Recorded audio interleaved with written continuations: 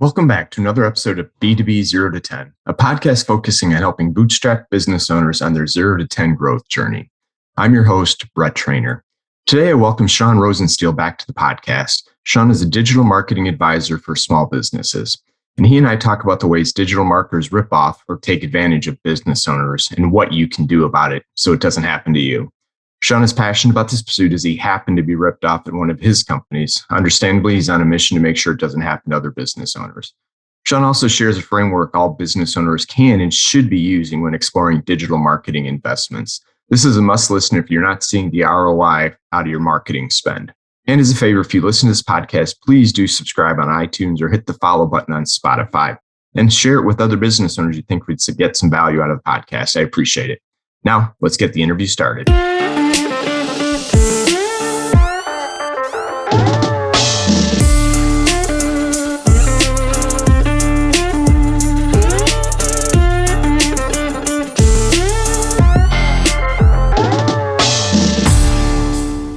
Hey, Sean, welcome back to the podcast. Hey, thanks so much for having me. It's great to have you. You now are officially the second three-time member to appear on the podcast, so welcome back. I'm honored. I will encourage folks to go back and listen to your other episodes. Highly worth it. But for the folks that haven't heard you yet, why don't you give them just a little bit about your background and what you're working on today? Yeah, well, there's so many business owners out there who don't know how to use digital marketing, right? To generate more leads, to ultimately grow their companies. So I founded Savvy Pro Web, and we've created a proven framework that helps these business owners so they can stop getting burned and taken advantage of, and they can start generating more leads, start increasing their credibility online, and ultimately start achieving the positive returns they deserve on their marketing investments. Yeah, no, it's so important. And I think that's why it's so important to get you back on the podcast. And prior to this, you had sent me kind of a menu of, I believe it was 9 ways that digital marketers rip off business owners. And I wanted to have you on to talk about that today. But first, maybe just share with the audience why this is so important to you. Yeah. So I started my first business shortly after school. And in an attempt to grow the company, I made a big investment. And I hired someone who I think took advantage of my ignorance, for lack of a better word. And that one decision ultimately led to my bankruptcy a few short years later. So it was a big gamble. It was a big risk. I thought I was doing the right thing at the time. But in hindsight, there were alternative options that were way less expensive, that were way more relevant to my unique needs at the time. So when my business went under and I went bankrupt, I had to pivot. And the only thing that I knew how to do was build and market websites at the time. So my wife and I actually started Savvy Pro Web. I think it was 13 years ago.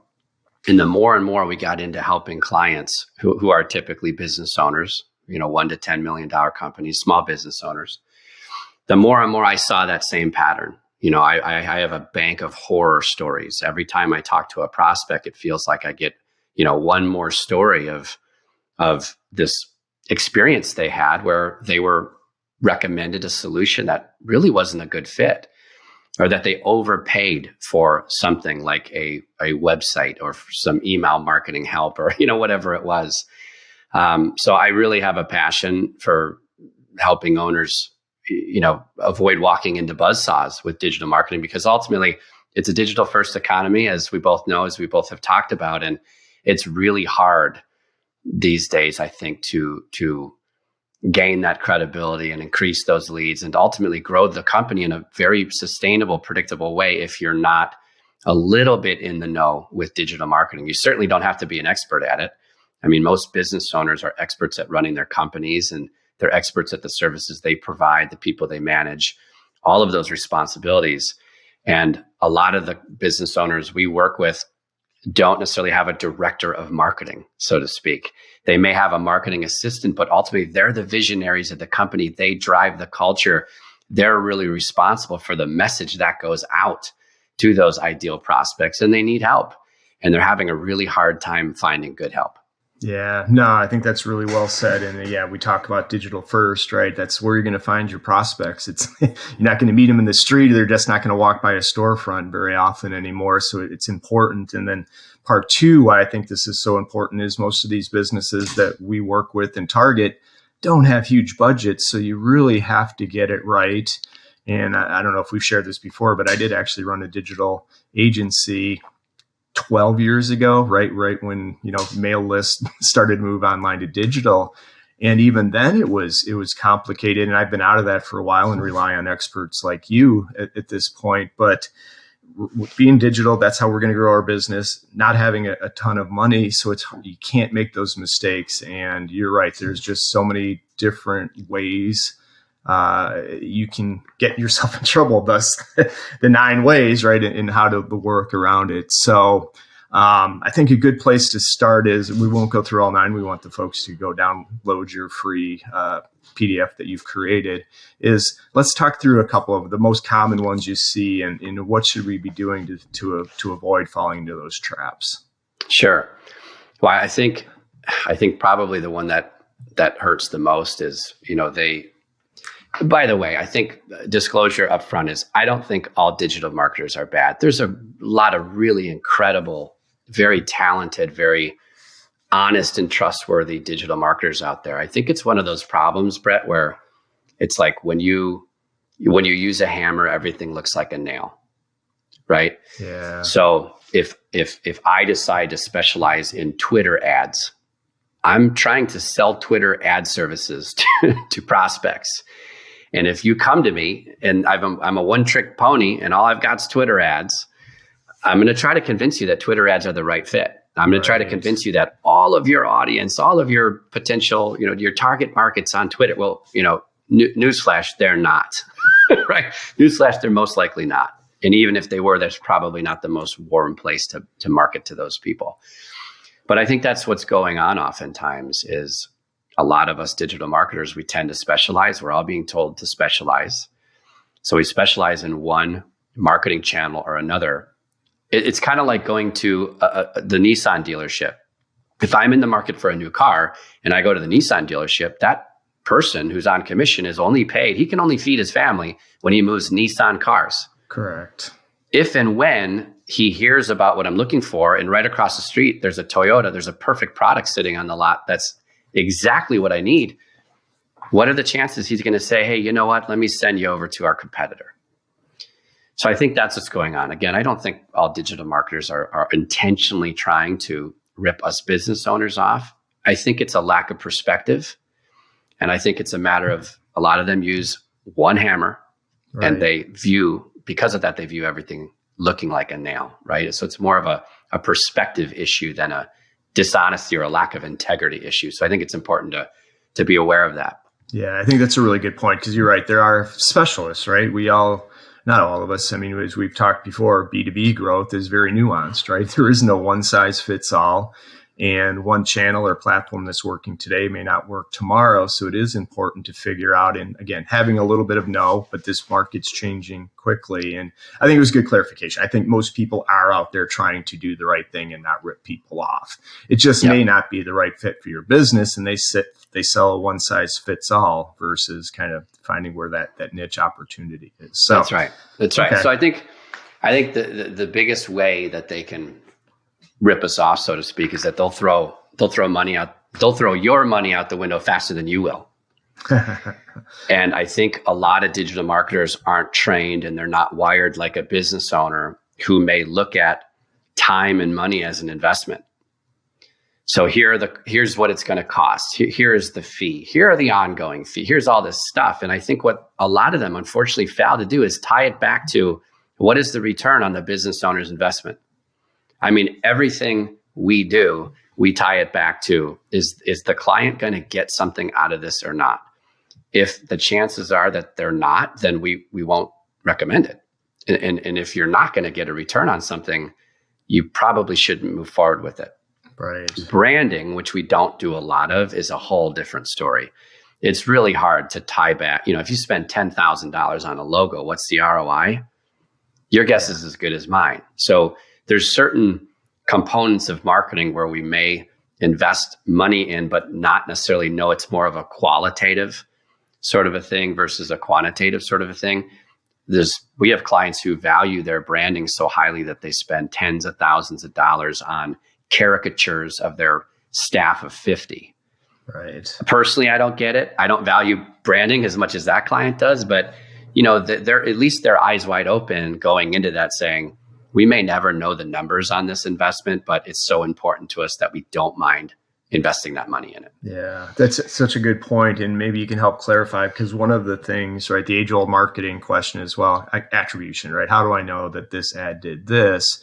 And one of the things obviously we've moved away for and we talked about on the last episode is, creating that awareness for your brand, which I guess ties back to branding. But to your point, it's not a logo that's driving it. It's just getting people familiar with the problem that you're solving for them.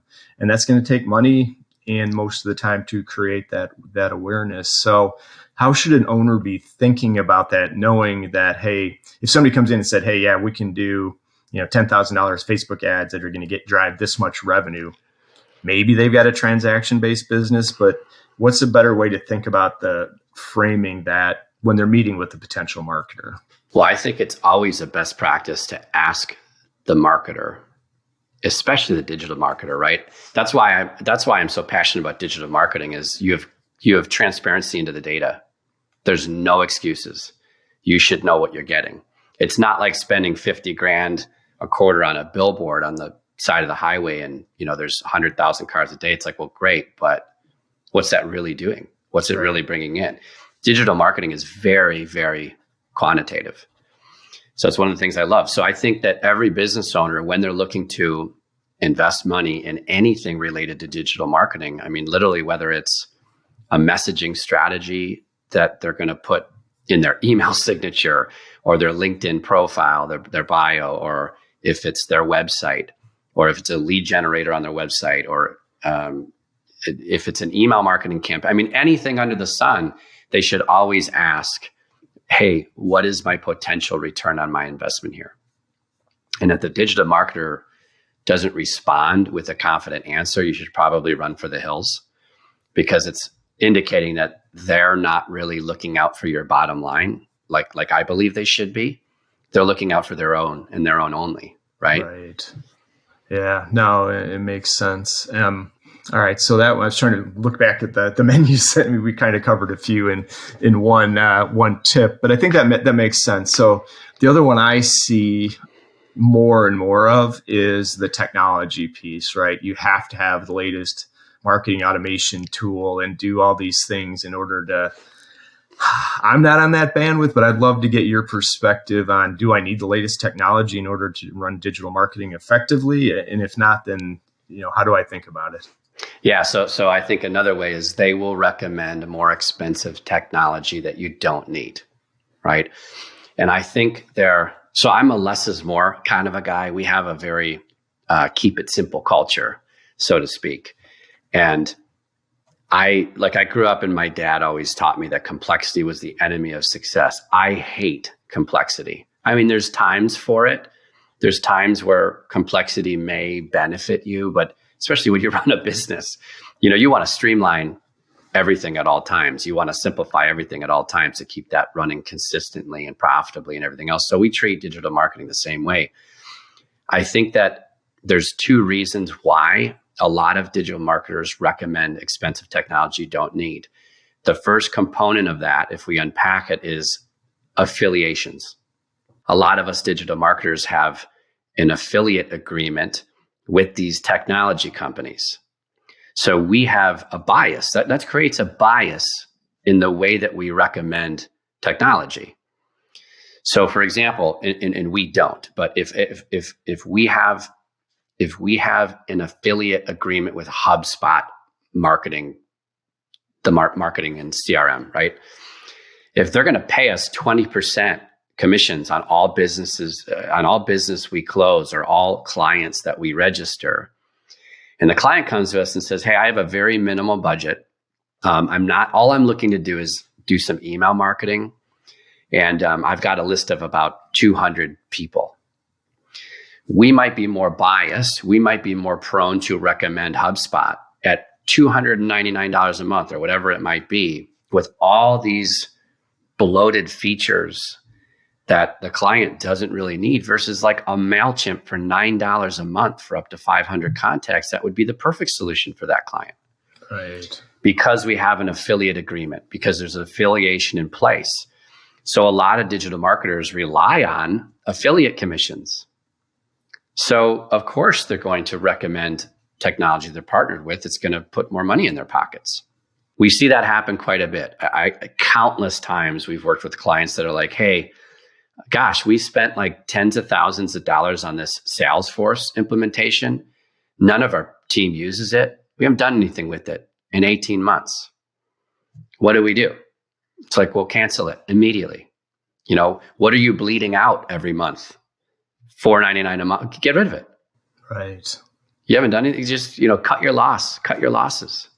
There's a more affordable solution out there. So why do digital marketers recommend expensive technology you don't need? Part one, or component number one, is there's affiliations out there. So we always recommend that you always ask, as the business owner in search of a solution, when you're talking with the digital marketer and they make a technology recommendation, you always ask whether or not that person or that company has an affiliation with whoever it is they're recommending. You would hope there'd be full disclosure, right? That they tell you up front that that's the case, but I'm guessing that's probably not always the case. Not always the case. So that's component number one. Component number two is ongoing hosting and maintenance fees. And this one really drives me up the wall because so many digital marketers recommend WordPress as a website technology. Now, WordPress drives a ton of the web. I can remember we used to use this technology ourselves. We used to provide clients with websites on this platform, on WordPress. And this is a few years ago. I had the good fortune of being asked to write for Forbes.com on their entrepreneurial column. And I was logged into a client site, and I was logged into the Forbes.com backend, and they were both WordPress. They looked exactly the same. And I can remember I went to the posts section of my client site expecting to see all my blog posts on Forbes. I'm like, those aren't what's going on? Am I logged in to Forbes as someone else, as a different contributor? Yeah. I don't recognize any. This isn't even the entrepreneurial column. And then I realized, oh my gosh, and then my client they were a CPA firm. And I'm like, holy cow, something's wrong here. My client, the CPA firm, has about 1,000 visitors a month on a really good month. Forbes.com has millions of visitors every month. Like, why are we using the same? Why are we prescribing that same technology? Yeah. So here's why that happens. Marketers use robust website platforms because two reasons. They're very expensive to host, so they can charge you $50, $100, $200, $300 a month. Even though you have 100 people a month on your website, they can charge you big fees because it's expensive to host. Number two is it requires a ton of maintenance. So they generate a lot of revenue through ongoing maintenance fees. It needs to be regularly updated, patches installed. There's a ton of vulnerability there because it's what's called open source. So meanwhile, there's other website platforms like a Squarespace, for example, and it's just as good, it's just as powerful, it's just as robust as a WordPress. The difference is it kind of removes the digital marketer from even being a necessity in the equation, because the business owner has a direct relationship with Squarespace.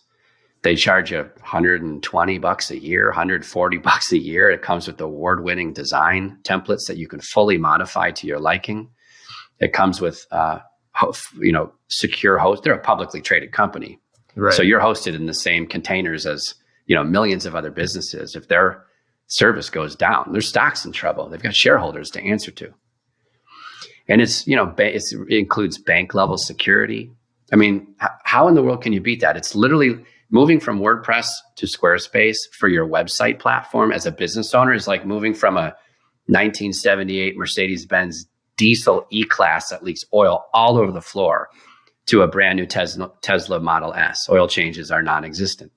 Right. And just to pile on, piggyback off that, because I think you and I had that first conversation, and I just had always believed, like everybody else, that WordPress has got better SEO, it's easier, And since that conversation, I've already started looking at migrating off of WordPress, or at least building a couple of the new sites in Squarespace. Because to your point, I can move around, WordPress a little bit and update some of the text, but I don't even know how to get into my other website to make the changes. So, I think it's just, and I don't know if it's WordSpace or just at one point it was the SEO engine, but now Brett, I love you. WordSpace. See, I love you. That's fantastic. You're like me. Yeah. I'm like, awesome. I just want it to work. Keep it simple, right? I can update it, right? Or somebody else. But anyway, a little bit of that's why we recommend SquarePress. No. Now we're really confusing the audience here. They know what I meant. WordPress. We all know what you meant. Man. And we're full disclosure, recording this on Friday morning. It's been a long week. So It's been a week. Anyway. So I think didn't mean to take you. Everybody knows what we're talking about. So another way they can rip you off, and I hate to use those strong words, but it's true. Pay for something that you don't need.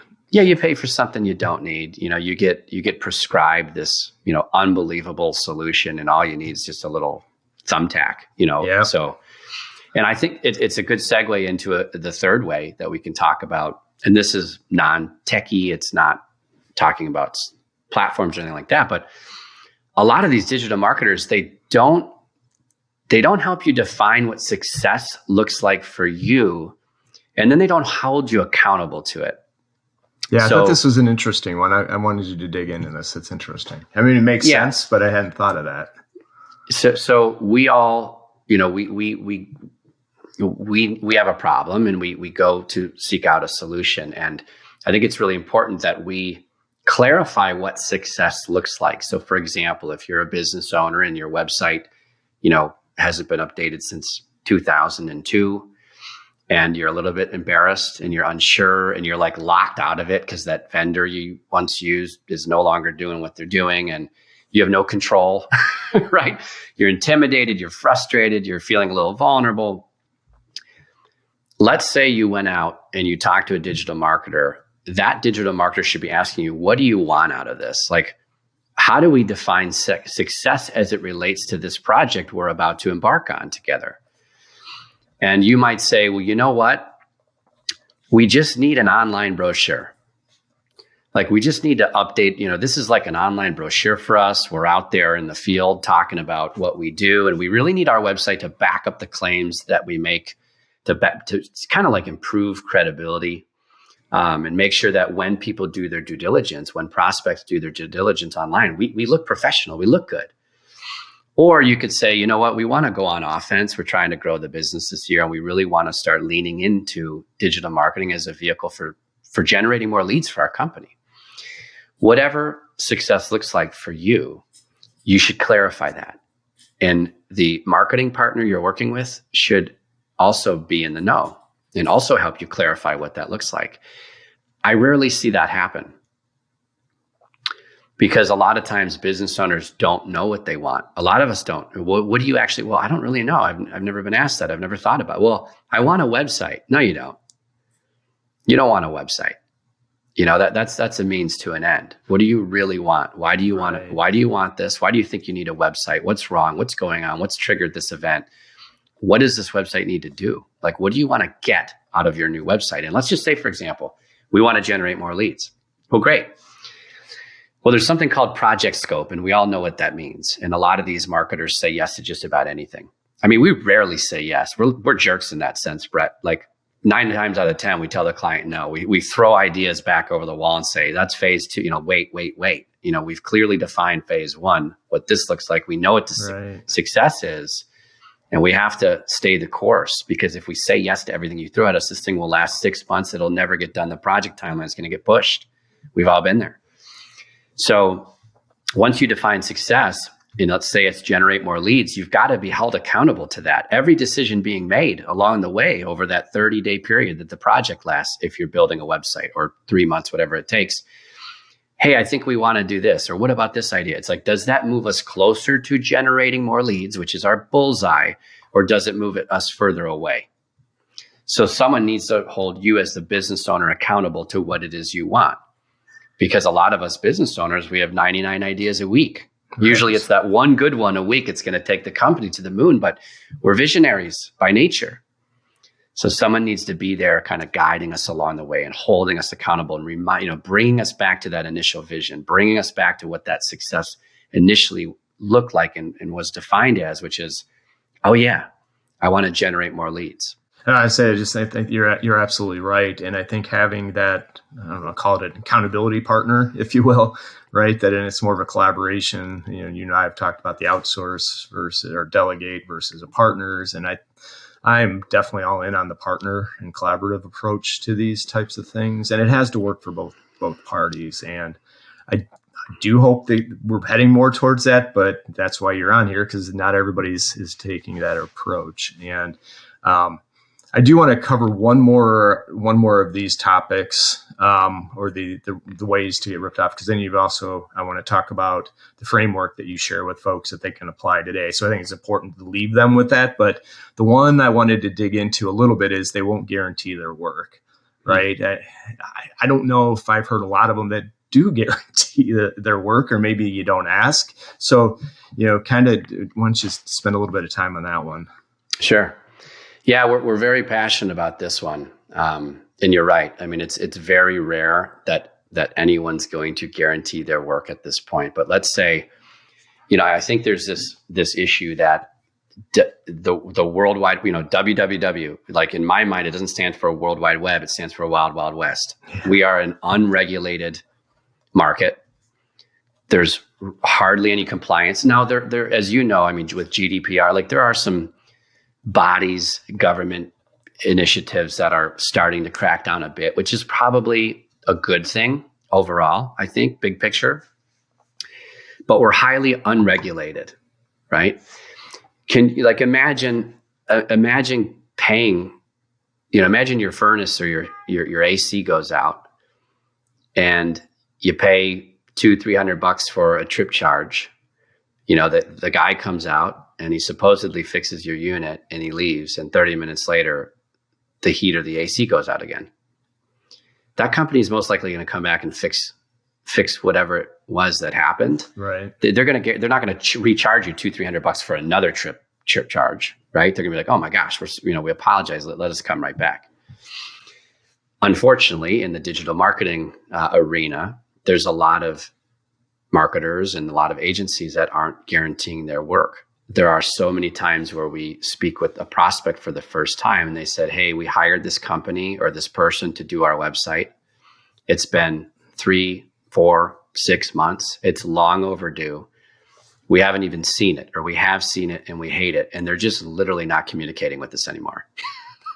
It's a problem. Now it takes two to tango, right? So some of that is on the business owner, because oftentimes these digital marketers require too much time from the business owner.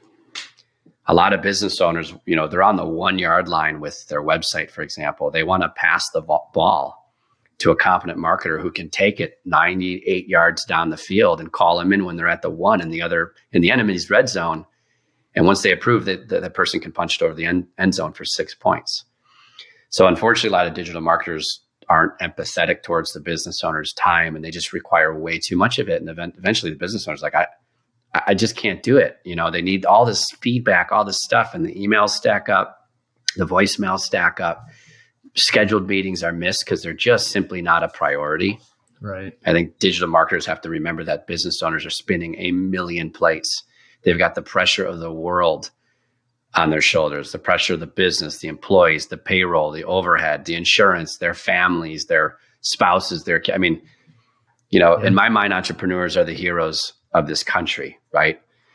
So I think there's not enough empathy for that. And at times they're spread thin. Yeah. Most times they are. So what happens is I get these calls and, projects run late, et cetera, et cetera. Well, when that sort of thing happens, it's my opinion, and that's all it is. It's my opinion that investments should be returned. They should be refunded, especially when it's the fault of the agency or the digital marketer. If it's on them, we should get our money back. Yeah, 100%. but it's obviously hard to do, right? But there's a lot of service-based businesses out there that are more traditional, that are more formal, that are more regulated, that offer guarantees or commitments or promises or pledges. Like if you're in the financial services world, of course, you're going to be, put behind bars if you offer a guarantee. You can't offer it, but you can at least offer a commitment to your clients, a fiduciary pledge. I'm sorry, Sean, you're on a roll. I just wanted to clarify. You're right. You may not, even in the market, you may not say, I'm not going to get you 500 Facebook leads or whatever the thing, but you're guaranteeing the partnership and the work and the results that you talked about, right? So not pie in the sky type of aspirational stuff, but if you set the right expectations, right, and you can deliver against those expectations. Now, I'm 100%, and I didn't mean to step on you there, but I just want to make sure folks know that you're not guaranteeing you're going to get X number of dollars from these leads. It's just more guaranteeing the work that you're doing to help them move their business forward. That's correct. Yeah, I mean, we offer a guarantee in our work product, in the quality of our service and the quality of the work we provide. And what's neat is if you can figure out a way to do that, it's amazing what happens. I mean, more consistency is created, more quality control. Quality control increases dramatically. I mean, my entire team, and we have a very small team, but my entire team, we all know that if we don't deliver as promised, we don't get paid. So it puts everybody, everybody levels up their game and makes sure that clients are satisfied at all times on all levels and that we follow through on our promises, or else we don't eat. Right. I mean, it's that simple. And I've found people who are willing to take the gamble with me and say, you know what, I like that game you're playing over there and I want to be a part of it because I'm a high performer and I, deliver what I promise and we share your values. And what's cool is it becomes a win-win for everybody involved if you can do something like that.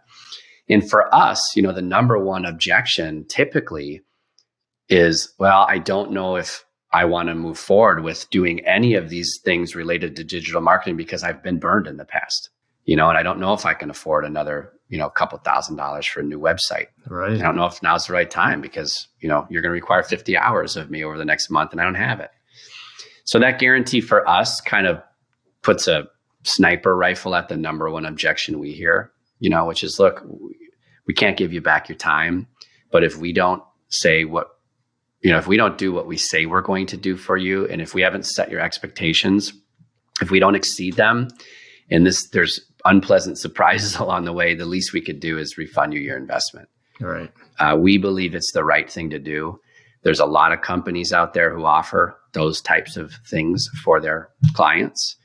And we've, over the years, created a unique way to do that ourselves. And we're very proud of it. And not, as you mentioned a few minutes ago, Brett, not a lot of people offer that. Right. Yeah. And it's this really simple thing to ask up front. Do you guys stand behind your work? Right. Yeah, that's exactly right. I mean, why is that so unique? That's what bothers me. It should be. Yeah. We should all stand behind our work, right? Customer experience, right? I mean, that's what we're building. It's a service business, which means customer experience should be the top driver. And I know we're starting to transition into that, where it is going to be a differentiator. But, if you're a business owner, ask. It does not hurt to ask. And if you're not comfortable. That's right. Always ask whether or not a digital marketer guarantees their work and then observe the response. And if, in the rare case that they do, you'll have more confidence knowing, yeah, you'll get your money back if it doesn't work out as planned or if they don't deliver as promised. But what's nice is if they do guarantee your work, that there's a higher level of quality control. There's going to be more consistency in the project deliverables. There's going to be a better culture happening over there because everybody is operating with high stakes in mind. And they're going to follow through for you more likely than another digital marketer or an agency that offers nothing. Right. And that you're going to have more of a shared vision too, right? Because they're not going to sign up for something they don't think that they can deliver or you don't need. So that's right. Yeah. I mean, it's amazing that we're still having to talk about this these days, but yeah, isn't that like permission to play? Like Patrick Lencioni used to talk about, core values and the integrity value. It's like, well, we should all have integrity. That's permission to play, unless you have a real reason or a really great story about why doing the right thing is a good value for your company. It's like, well, that's just permission to play. Yeah. right? It's good for the companies that do it because it is a differentiator at this point still. So, right. Awesome. And I know we're running short on time, but I do want to get into your framework. So how do you want to, tee it up for me and talk about it. And we'll talk about how they can get it after the podcast. Yeah. So the framework's really simple, and this is kind of it's not even secret sauce. I mean, we talk about it, we display it on the website, but this is our recipe for success as it pertains to digital marketing. It doesn't have to be so complicated. And I think instead of being rocket science, it's just common sense. And it seems to resonate with a lot of people. So it's another way that they could rip you off is if they don't have a proven framework. So I would ask about that. Hey, do you have a proven way that you deliver results to your clients? Do you have a proven framework, a process, a methodology? Do you have something that you have earned over the years that gives you confidence in your ability to deliver for your clients, right? That's all this is. Or are you winging it? Yeah, exactly. Or are we make it up as we go every time. Yeah, exactly. Yeah, and if that's the case, then you're just looking at transactions. They're just, you're paying them to just be busy, to and do hope some is busy the strategy work. At that point in time, yeah. That's right. It lacks strategy. So what's nice about this framework is it satisfies literally all business. You could be a business owner who just wants to update their website. This satisfies you. You could be a business owner that wants to spend $50,000 a month on Facebook ads. This satisfies you. It doesn't really matter. So it's more of like doing the right things in the right order. Because oftentimes it's chicken and the egg, right? Do we spend money on generating traffic from Facebook ads? Do we do that? And a lot of business owners make that mistake before getting their house in order. It's like, well, you'd never invite company over for a dinner party if you haven't set the table yet. So It's important to do the right things in the right order. So there is like a chronological method to the madness. So stage one, step one, phase one, the first thing you want to focus on, whatever you want to call it, is your positioning in the marketplace. 9.9 out of 10 companies make this mistake where they position themselves as the hero in the story versus positioning themselves as the guide in the story, and the prospects or the clients as the hero. So this is, if you're familiar, I know you're familiar with, but if you're listening, if you're familiar with the book Building a Story Brand by Donald Miller, this is what that book is all about. It's about positioning your client or your prospect as the hero in the story, entering the conversation that's already going on in the minds of your prospects and clients, and positioning your company as the guide that's helping them solve their problem. But how many times do you go to a website and it's all about the company? The company's beating its chest. They've got their accolades everywhere. They've got their testimony. And what happens, Brett, is when we wake up as the heroes in our own life every day, and we've got problems to solve. So we go in search of solutions. And when we go to a website and there's another hero, we say, oh, that's really great that you're doing you're so great. But right now I need a guide. Right. I'm the hero. There's not room for two heroes in my day. I'm the hero. And this is the problem I need to solve.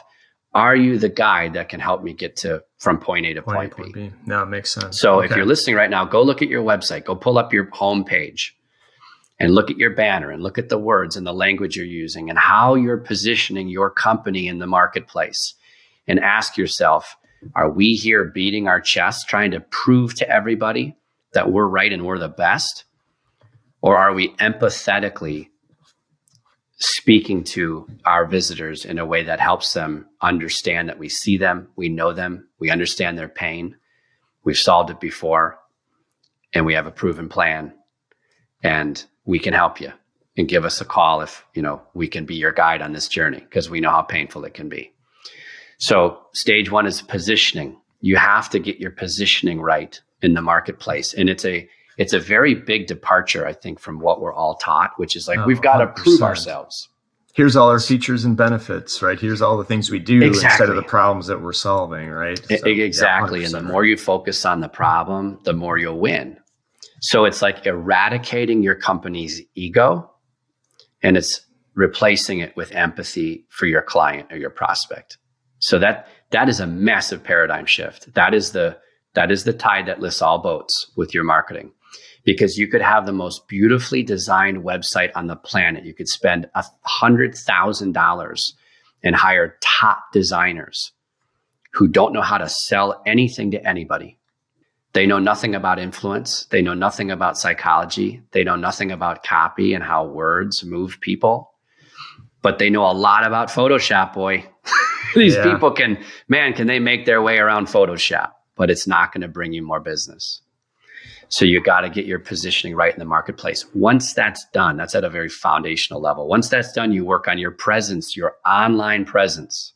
So is your presence strong or not? Is your website hassle-free? Is it professional, right? Is it compatible with all the latest browsers and operating systems and screens and all these freaking headaches out there? Things evolve fast, as we all know, with technology. So is it professional online all the time? You get your positioning right. You bring that messaging strategy and the way that you talk about your company, and you bring it right into the copy on your website. And are you using imagery on your website that is showcasing happy clients of yours? So many companies, they sell a service, and you get to their website and you have the front of their building, and it's like, are you selling real estate? Right. What are you selling? Is it commercial real estate? Is it clean windows? Is it retail office space? Oh, you provide a service. Oh, you're accountants. I get it. It takes me too long to get there. You've got 3 to 5 seconds. So, does your website pass the grunt test? Can a caveman in 3 to 5 seconds understand what you do and why they need you in 3 to 5 seconds when they go to your homepage? No, I see the chronological piece of this, right? So now you do have the positioning, now you got the presence. So is the presence highlighting and showcasing and aligning with, what you're positioning? And if it isn't, then you've already created a doubt in the customer's mind, and you have to work twice as hard if you ever have a chance to get that customer. That's right. Nope, That's I right. like it. And so many digital marketers, they offer website solutions, but they lack the positioning component. So you pay thousands or tens of thousands of dollars for a 3.0 website. It's beautiful, but you're not positioned well, and people come and go. It's a leaky bucket. Yep. So you strengthen your positioning, then you strengthen your presence online, then you strengthen your performance. So here's what I mean by that. You have a website. You probably have some sort of a call to action on your website, like contact us, book a call, schedule an appointment. A lot of the clients we work with, they're looking to make the phone ring more, or they're looking to put more appointments on their calendar, looking to book out their calendar with calls, with leads. They're looking to generate leads. The issue is, if you have 100 people to your website and they're doing their research and they're there for the first time and they weren't referred, they're like a cold prospect on your website, 99 out of those 100 people aren't really ready to go out on a date just yet. They're not even going to go on a first date with you. Right. They're not going to book an appointment. They're not going to schedule a call. They're not going to call your phone number. They're not ready. So you might have a low, what's called a conversion rate. If you have 100 people come to your website, they're brand new, they're cold, they've never heard of you. You might have 1, maybe 2, 3, if you're lucky, actually do what you want them to do, which is schedule a call, book an appointment, whatever it is. So let's just say you have a 3% conversion rate. 3 out of 100 cold audience members are on your website, cold visitors, and they do what you want them to do. Right. Well, how do we increase the performance of that website? How do we enhance the performance? What we need to do is offer them something of value. We call it an irresistible offer they can't refuse. So what interrupts their browsing experience maybe is a little guide, maybe a little PDF guide. We use 9 ways digital marketers rip you off, because we know our client. We know they've had bad experiences. So there needs to be some sort of a pattern interrupt on the website that says, hey, we see you, we hear you, we understand you, and here's something that we've earned over time that we know is going to help you move closer to solving this problem of yours, no matter what it is. So it's 5 ways, 5 mistakes, 3 things you can do to have a, warm, comfortable, safe, healthy home, whatever it is. Right. But you it all ties back to the value. It's got to be a value and solution of how the problem they're trying to solve. It's absolutely, it's packed with value. You're giving away a lot for free here in that document. And you're doing 2 things. You're empathizing with them, showing them that you understand their world. You're also positioning your company as the guide, as the thought leader, someone who can actually help them solve their problem. So what happens in exchange for that value-packed thing, whether it's a PDF, webinar, whatever it might be, in exchange for that free thing, that offer they can't refuse, they give you their email address. Now you're following up a handful of times a week for maybe 2, 3, 4, 6 weeks, whatever it is, depending on your sales cycle, depending on how long people need. And you're constantly driving them to that primary call to action, which was to schedule a call, book a call, call our number. So what happens is you're increasing the performance of your website. You're getting a handful of people out of every 100 that are doing your primary call to action, book a call, but you're also getting a lot more people now. You're collecting a lot more email addresses. You're reaching out to them over time, taking up real estate in the most valuable place that we all have, which is our smartphones and our email inbox. And you're reminding them that you exist. Right? And you're not being obnoxious. You're actually adding more value above and beyond that PDF guide or whatever it was, further positioning yourself as someone who has empathy for them and someone who is the guide who can help them solve that problem. So if you look at positioning, presence, and performance, those first 3 steps, that's all defense. We've all heard like a good offense is a strong defense. That's just laying the foundation. And what happens, Brett, is now you know your conversion rate. It becomes a mathematical certainty. Now you know that, hey, you know what? If we get 100 people to the site, 10 people convert into leads on 1 or 2 levels. Now we have a 10% conversion rate. Now what we can do when we're empowered with that very simple data, we can then say, okay, let's move into this 4th stage. Let's move into the promotional stage. Love it. Now we have earned the right to promote our company confidently online.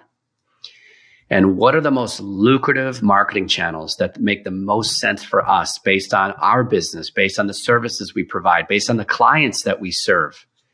Is it Twitter ads? Or are our people not hanging out on Twitter? Maybe it's LinkedIn ads. Maybe it's Facebook ads. Hey, you know what? It's not any of these things. When we pop the hood and we look at how we've generated business over the last 1, 2, 3 years, it's 90% referral. Maybe what we need to do to invest in our promotional activities is to actually come up with a referral system. Yeah, I like it. And maybe we can leverage automation to help us automate some of these communication sequences in this referral system of ours. So you gotta have a big perspective here, right? And you gotta think outside of Google ads. Right, 100%. You know, maybe what we should do, because I'm just making this up, but hey, you know, maybe a lot of our clients happen to be business owners that are tuned into podcasts when they commute on the train for 45 minutes going to downtown Chicago. They listen to podcasts. Maybe what we need to do is to go ahead and guest on 50 podcasts over the next 90, 180 days or over the next year. And let's track the data. Let's pay attention to it. Let's see what happens. And all digital marketing, to a certain degree, is trial and error. Right. Yeah, it's test. Yeah. It's test. It's test. So what's nice is now you have confidence that you've laid a strong foundation for your digital marketing. Your positioning is where it needs to be. Your online presence is strong. You're loving your performance because holy cow, we're actually collecting email addresses, generating leads. We're booking out our calendar for the first time. Great. So then when we move into this promotional phase, which is offense, the other 3 components are defense. This is now going into offense. We have to be selective about where we participate, what marketing channels make the most sense based on our own business. We're all snowflakes. Based on our own history and experience, what channels make the most sense. And then what we do is we test them in a vacuum. We say, okay, for the next 90 days, we're going to go off and we're going to get on 10 podcasts in the next 90 days. We're going to track the data. It's easy to do. Right. We have transparency into all of it. And if you simplify the data, it's not so complicated. It doesn't give you a heartburn. It actually is really simple. Number of visitors, number of leads, conversion rate. Those are the 3 most important things you need to know as a business owner at all times to make informed, educated digital marketing decisions. Right. Or you take that 90-day period and say, you know what I'm going to do? I love writing. I'm a writer. Again, I'm making stuff up, right? Yeah. I love writing. I'm a great writer. I'm going to actually go ahead and contribute to Forbes.com because I think my audience, I think our ideal prospects are reading the business column, there. Or you know what? Inc.com is taking control. I'm going to go ahead and do that. But you need someone guiding your thought process here and investigating opportunities with you and giving you that unbiased guidance so you can make those important decisions. And then you take it 90 days at a time. Or like with Facebook, there's so many people on Facebook. If you believe as a business owner that your guys and gals, target market, they're sitting there on Facebook, and you want to run ads. Well, for $1,000 or for $100, you can get the data you need in 1 hour. Will this work or not? Right. So let's limit our exposure. Let's limit our risk. Here's what we're willing to pay for the data. It's $1,000 or it's $5,000. We need 100 data points. And we're going to run a campaign this afternoon. And then tomorrow we're going to pop the hood and look at the data and see how many of those visitors or how many of those clicks we got on our ads came to our website, converted into a lead, and what ultimately the conversion rate was. And is that a sustainable way for us, an affordable, sustainable, and predictable way for us to grow our company moving forward? Right. And a lot of times it's closing doors. It's limiting risk, limiting exposure, closing the doors that don't work, and then starting to redeploy some of that marketing capital through the doors that do work. Right? Yeah. No. Again, what I love about this is it's a simple framework, right? So I think about the number of business owners I work with, and me included. I'm not 100% on the 1 through 4, right? I've got some gaps and buckets I need to clean up in the performance aspect in some different areas. But what I really like is, one, we've talked about how you can get ripped off, but then now you've got a framework that's super easy. You can apply it against your business. I could do this today against my business and see where I'm at, and I'm not going to go spend $1,000, $100, $10 on promotional until I make sure I've got the other 3 pieces, which, tying it all the way back to where we started, if you're going to work with a digital marketer, use this framework to see where you're at and what they're pushing. If they're going straight into, right, I think you should do Google ad. We're going to start there. Don't worry, we'll clean up the other aspects later. You're already more educated than I think all of it. I'm more educated just with this conversation. That, again, I love the idea. Keep it simple, right? Here's a framework. It doesn't, demystifying it, right? Because there are a lot of people that talk about magic and those things. But no, so I think, Sean, this is super helpful. I appreciate you spending the time and educating. And I know within your PDF, you go into a lot more detail too. So it's there for a reference guide. We'll have it in the show notes. And if anybody else, I know have really taken a lot of your time today, so I appreciate that. What's the best place for folks to connect with you if they're interested in reaching out?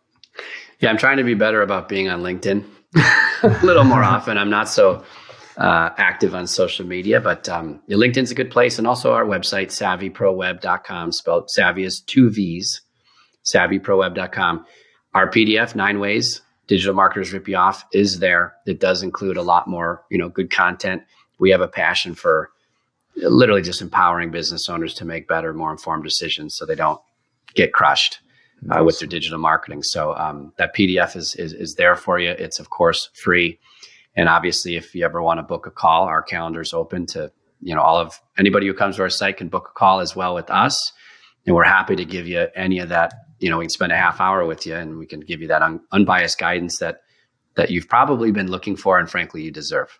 Awesome. Well, Sean, thank you again. I think we're going to have to make you a regular segment on here just because, as you know, we've talked, I'm so passionate about the digital aspect of this. Is the future. It's digital first. So if you don't get this part right, and I know we could have gone in probably 3 or 4 different directions and spent another whole episode. So I'll get you teed back up here before too long, but I always appreciate your time on the podcast. Hey, Brett, this was really fun. Thank you so much for having me.